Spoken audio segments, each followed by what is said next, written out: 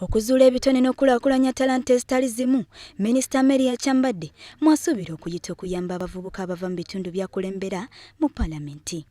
Minisita Kyambadde akakasizza ng'ebiseera by'omu maaso eby'emizannyo Mawokota South bwe biri ebitangaavu oluvannyuma lw'ekibiina kya Reunited FC okwatira awamu n'ekitongole kye yatandikawo ekya Twezimbe okuvaayo okuzuula ebitone mu bavubuka. Abaana badde bazannya naye nga tebafuna kuvuganya kw'amaanyi ate nga nabo balina bye batamanyi.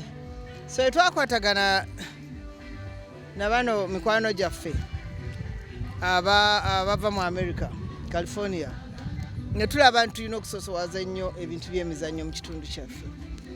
So ndaba nti ebyemizannyo byaffe bijja kutereera era bijja kuba mu maaso eyo. Tulaba nti tujja kusobola okugyamu abakugu ate ekinaatutumula ekitundu kyaffe. Bino Minisita Kyambadde abyogeredde ku mukolo gwatongerezaako enkambi y'omupiira ku kisaawe ky'Empigi ng'enteekateeka eno egenda kumala wiiki nnamba. Mu kyo bakutalaaga ebitundu eby'enjawulo kibasobozesa okulondebwamu abazannyi abana abazuuliddwa nga balina ebitone okusobola okweyongerayo ku ddaala eriddako. Era bano abantu bo bamalirivu okuba nti baba trayininga okuva mu mitendera gyonna era okutuusa ne bayirondamu abatono ne bayirondamu ne babatwala ate nayongera okulaba nti bakuguka mu mizannyo. Enteekateeka eno yakwetabwamu abaana b'amasomero ag'enjawulo okulaba ng'ebyemizannyo bitumbulwa.